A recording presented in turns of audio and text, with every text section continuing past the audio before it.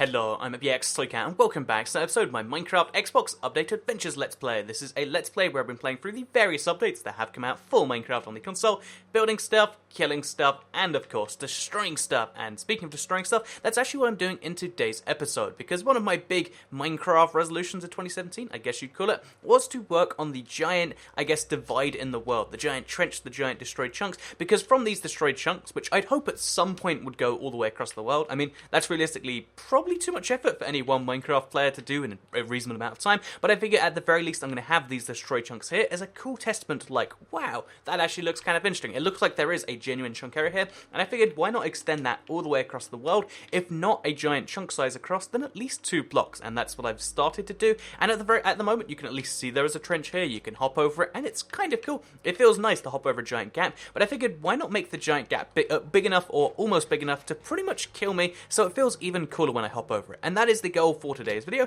and that's exactly what I'm going to be doing. Hopefully you all do enjoy this episode. Again, the destruction episodes, in my opinion, I mean, a part of me really enjoys them. They're my favourite. I mean, they're the least constructive ones, but to me, again, there's this certain magic in destroying things in Minecraft, which I especially do enjoy, and that's probably why I'm, like, the only person, at least that I know. I mean, I'm sure there's, like, you know, a million YouTubers out there, so everyone's doing something, but I feel like most people, when they play Minecraft, they're like, ooh, I'm going to build myself a fireman's house, or I'm going to build myself this or that. But usually I'm just, when I play Minecraft, I end up destroying a lot more things than I end up building, but there's a certain beauty in that too. You know, there's 2 parts of Minecraft, right? There's mining and there's crafting. Most people prefer the craft, but I prefer the mine, because it's all mine or something like that. But yeah, with that said, as always, while we do the fun destruction, which again, I'm going to be quite enjoying, I think, I would also like to talk about a few things, because that's what the Let's Play is all about. I feel like someone is going to be shocked by that every now and then, but yeah, while I play the Minecraft and this stuff, I just like to talk about whatever's been going on in life, and also what I've been thinking about this past week. And one of the big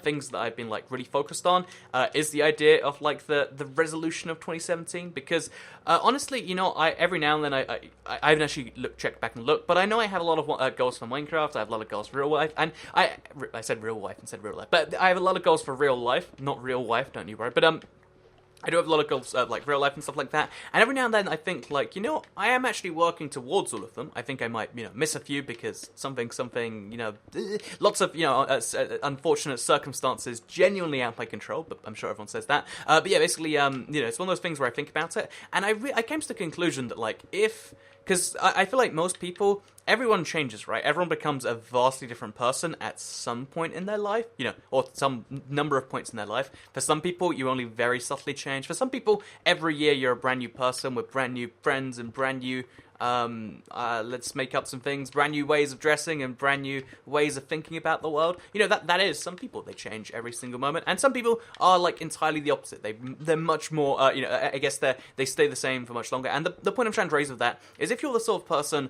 that changes on such a regular basis that your whole life view, your goals, your everything you want to do with the world changes more than yearly, I think the idea of a New Year's resolution is actually kind of silly, because if by, you know, like, let's call it April of the year, because, you know, it is March, I know I shouldn't be talking about New Year's resolutions, but, you know, March is the perfect time to talk about this, because the Chinese New Year is just around the corner, maybe? I want to say April Fool's is Chinese New Year, but that's probably just some random fact I heard on the internet. Don't trust me. That's just some random thing that I have in my head. But yeah, you know, that's coming just around the corner, maybe. So I figure let's talk about. Actually, I think it was February the 1st. But you know, it's someone's New Year's somewhere in April the 1st. And basically, you know, New Year's resolutions is something a weird thing to focus on. But really, the idea of any long-term goal is the idea that you're taking, you know, your current version's, you know, idea of yourself and what you want to do, and you're trying to, like, blend that with future you. It's like the two of you are working together to get something done that you both probably want to get done, but that neither of you can do together. It's like teamwork, but you're working with yourself. It's actually kind of cool when you say it like that. But yeah, I'd say that's honestly what working on any goal is. It's just trying to work with yourself on something, which sounds really weird, and like you have some, you know, like some form of multiple personality disorder or something. But no, for real, there is a past you, there is a current you, there's a future you. The two of you can work together and get stuff done. And if you're really lucky, past you will even get on that too. And there's 3 of you working together and getting cool stuff done. Anyway, why do I bring that up? I bring that up because if your goals and your worldview and all that stuff changes on more than a yearly basis, then the idea of a New Year's resolution is so silly, because by the end of the year, past you's goals won't matter to future you, and there's no point working on something that you don't want to see done. Like, a lot of people convince themselves they don't want to do something, like, oh yeah, well, I was trying to lose this weight at some point, but I just decided, I actually kind of like being here. Or maybe some people do decide that, but or like, let's think for more easy one. Like, oh yeah, I decided I wanted to go to on holiday this year, but actually I would rather have what's something else that's expensive, like 100 tubs of ice cream. Could you go on holiday for 100 tubs of ice cream? I reckon you could, actually. Or at least, if you do the budget route, which is how I always fly stuff. But yeah, point being, that's not my key point here. But if you are, those are the sorts of lies that people tell themselves. But every now and then there's the sort of thing where, like, future you genuinely might not want something that current you does want. So if you set yourself a very specific goal of like, oh yeah, I would really like it if you are eating 4 cans of soup a day, Toy Cat, because soup is the best, yo, or something like that. I don't know why it has to have yo at the end, but trust me, soup is the best, yo. And if that's like your opinion right now, it probably won't be your opinion in a year's time. So like, that's a silly goal to set, right? But if you set a goal of like, oh yeah, I'd really like it if you were a millionaire by the end of the year, well, one, that's probably impossible for like, I mean, unless you're already on track for a million, that's a silly goal to have. But, let's say you want to be a millionaire and you actually know how to do it. I feel like very few people at the other end are going to be like, I went through all this effort to be a millionaire, and, it turns out I want to have no money. That sort of stuff, right? I feel like that's the sort of thing where I feel like goals need to be set in like just an objectively good way, because you don't know what future you wants, and it's really weird to talk about you as being 2 separate years. But when you realize that you are, because you're a constantly changing person, no matter how slowly or quickly. It should be fastly, really. Fastly should be a word, but that's fine. It's not. I understand I made a mistake here, and basically, it's one of those weird things where I was just like, that makes a lot of sense. That's how we gotta work in the future. We just gotta work out, like, broad goals that you can kind of, like, meld close to the time. Like, instead of wanting to eat 4 cans of soup a day because soup is the best, or something like that, you could be like, oh yeah, I wanna eat, like, some healthy, balanced diet of 4 smaller meals or whatever. You set slightly more broad general goals, which makes them not only easier to achieve, but also more likely to actually make you happy on the other side. And, because not only does, like, actually achieving goals make you feel good, but also just the idea of achieving a goal is kind of a good thing. So I'd argue, if you feel bad all the time, set random goals to yourself. Like, survive to the end of the day. Don't get mugged today. And when you come home, you can check it off your list and be like, yeah, I didn't get mugged. And I feel like you would be able to feel pretty good about that. So yeah, that was just a little thought I had. My Minecraft resolutions are going pretty well. My inventory, if you ignore the cobblestone I just picked up, is really well managed. The builds, they're getting done. I turned my museum into like or Summerfit into a gallery, and I think at some point this year, I don't know what, where, how, who, when, why, etc. But at some point this year, that's going to be beautiful. And again, those things are going towards plan. And all the other ones I set, I'm kind of zoned out on some of them, but I feel like some of them might have been too specific, and I might have messed up there, because, so for instance, one of them's to do with Amazon books, I think. Oh, if you don't know, I made a video on the second channel. I thought it was on the main channel, but I just realized it was probably on IBX2Cat, so my bad if you assumed, if you haven't watched it yet. But, one of them's to do with Amazon books, and, this is something literally out of my control. Mojang just went in and pulled any book to do with Minecraft that wasn't one of their official guides. They just went in and was like, I see you've got this cute little guide that you've written for people, to learn more about Minecraft. Well, bad news, it's not official, and then they put it down. But again, that's not the point. Whatever, they have the legal rights to do that, I guess, and that's fine, even if it sucks me. But like, if you set a goal for something very specific that is kind of outside of your control, then I feel like, failure will be an outcome that you should expect, and that's what makes it bad, because no one wants to feel like they failed. Because even if you fail at something, you want to then be like, bounce back and do something better. But how do you bounce back from like not being able to do something anymore? Like, if your goal was to not go to prison for, I don't know, like not go to prison for murder this year. That's your New Year's resolution, because you're a convict, and that would be good progress for you.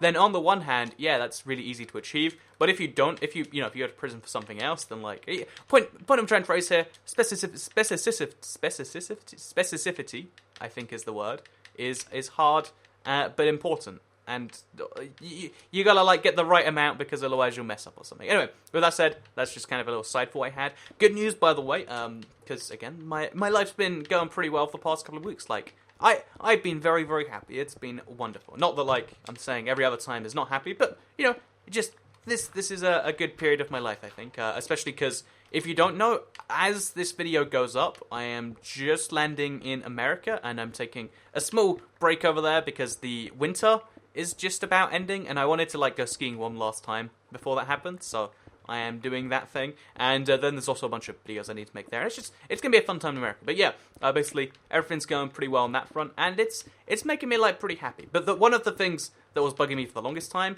is I didn't have a working fridge. Like, I bought a brand new fridge. It's a pretty nice fridge, I think, and it just stopped working. It was just it stopped being a thing which was functioning as a cooling device in my house. It wasn't happy times, but it finally has actually been fixed, so now I can like cool stuff down, and it's wonderful whenever something that's been missing from real life that's so basic is gone for so long, because you just start to appreciate when it's there. Like I said last week with like the rug thing.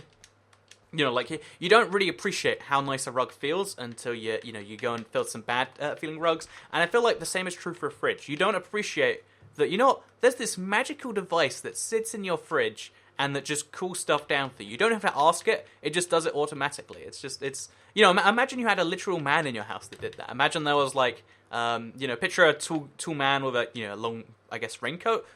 Yeah, maybe a raincoat, like maybe a straitjacket or something, and he just pulls it out and he's like, trust me, I'll keep this cool for you, man. And, you know, you'd be a little bit, you know, distrustful of that. But because it's a magic machine, you're just like, yep, this keeps your stuff cool, and it's wonderful. I feel like this is a very common thought, I think, but like, some of the small things in life are some of the biggest things to appreciate. Like, everyone wants to be happy with, like, oh yeah, well, I changed the world today, and that's important, but sometimes, you know, changing the world is probably makes some people really happy, but you know what also makes people happy? Cold ice cream. You know, you want to put your ice cream away because you bought it and you realize that you don't have a working fridge and, you know, you need to eat this quickly. Well, with a freezer, you can just wait till tomorrow. You can eat that ice cream whenever you want. Isn't that nuts? The world is a crazy place, and I'm just saying, sometimes I feel like not everyone appreciates that. So yeah, let's put the coal and the iron in a furnace. If you're curious, I've been making loads of iron recently, like, because every time I do any amount of trip, you know, any, I guess, mining trip, I end up with a bunch of like iron on the way back. So I still haven't entirely decided what to do with it all. I think it'll probably go to beacons, but maybe I can make a nice railway or something. That's a thing. But yeah, small things in life, pretty important. Sometimes if you forget them, then you forget how cool life and stuff can be, and that's kind of the nice thing. Oh, and also this week, the Switch came out. I think it came out before last week's episode, but like, I've been playing it for a bunch now, and the Switch is this very very, very interesting console to me, because they took a concept of like, oh yeah, let's make a handheld device, but then they didn't. Then they made they made a console device that's actually a handheld device, and that doesn't really work very well as a console device, but that's a good enough handheld that people don't really care. And it's a little bit nutty, but I think it signifies like the end of consoles as we know it in a way, because Nintendo tried like a traditional home console that felt like it should have been a portable console, and it failed horribly. That's the Wii U, by the way. And then this year, 2017, a few days ago, a week ago, the thing that just happened, it's fresh news and stuff, they introduced a tiny little console, and that brand new, you know, like the Switch. Fun fact, if you haven't heard of it yet, it's a console you can take on a plane with you. You can play it like it's a Game Boy Advanced or a Game Gear or something like that, or you can like just play it in your TV mode. But I think the idea, you know, the fact that this is existing might just signify the end of like consoles as we know it, because the Xbox One and the PS4, I want to say the PS4 is actually doing pretty okay. Like, it's not doing stellar how you might expect. But when you compare the two of them together, I think you realize that the market for consoles as we know them might be shrinking at a rapid rate. In the same way, people hate me for this one, so I'm, you know, some of you are going to be like, no, it's like, yeah, no, you're insulting my favorite device. But tablets is a segment of the market which doesn't really need to exist anymore. It's kind of squeezed between large phones and small laptops, right? Like, honestly, when you look at the new, let's put up Apple examples, because they're like the easiest ones to bring up the portability thing. If you look at even a MacBook Pro, this is a Pro device. They what does it have, like 1 port, 2 ports, or something like that? And it's a really lightweight, etc. device. Why do you need a tablet when you can have like a full operating system for not too much more? And if you do need a tablet that badly and you don't care about all the extras, why not just use a phone? And So that's happened to tablets, and I feel like the same might be happening with consoles. Like, oh yeah, you've got a smartphone which can play games at any time, anywhere you want to, and then you've got like, I guess, anyone can build a PC. It's getting easier and easier by the year. Why do we need consoles? And as someone who like plays consoles, I feel like the idea of a console is a big part of my life because it's this magic box that plays games. That's why, fun fact, if you don't know, my channel is based around Minecraft console. If you didn't know that, then this is a bad time to discover. But let's stay a little bit on track and say that my point here is I wonder if like how many like segments of a thing are just going to die, and I wonder if certain areas are going to feel like they're dying, or if everything is just going to feel the same way as like a tablet or something like that, where it's just like, oh yeah, well, we needed it less and now we use other things. Because if so, where will the people who play consoles go? Will there be a giant shift to mobile? Because, the Pocket Edition of Minecraft, for instance, is the most played version by such a giant stretch now. Like, such a giant stretch. Because, it's easier for young people to get their hands on a tablet or a phone or whatever, because that's just a thing. And, Minecraft had a giant explosion with young people in the past, 2 or 3 years or something like that. And I wonder if, there's a similarity thing where just, oh yeah, well, people fade out into something. And I don't know, will I fade into something? Because I'm 21 right now. Will I see the phase? Will I just suddenly start playing PC a bit more until I forget what a console is? I don't know if it's... I must have said Alexa because she suddenly went off just over there. So I don't know if you can hear that or if you can hear the weird vibrations, but everything went a little bit weird. But yeah, I wonder if I wonder if, for instance, there'll be this giant shift, you'll see it, or if it'll just be like a subtle bang where you realize, in 10 years' time, oh yeah, Microsoft hadn't released a console, and neither have Sony, and Nintendo are just making these weird devices that you put inside your eyes, and they measure your brain activity or something.